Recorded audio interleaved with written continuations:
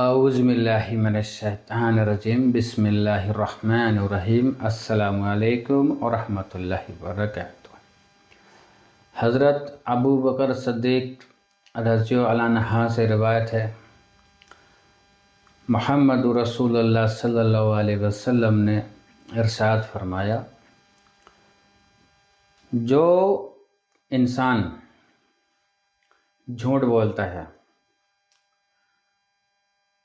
بخیل ہے اور جو احسان کر کے جتاتا ہے، وہ تینوں شخص جنت میں نہیں جائیں گے۔ یہ ہمارے نبی پاک محمد رسول اللہ صلی اللہ علیہ وسلم کی حدیث ہے ترجمہ شریف میں۔ تو میرے بھائیوں، آپ تینوں اگر آپ مسلمان ہیں، یہ ویڈیو آپ دیکھو اور سمجھو۔ السلام علیکم۔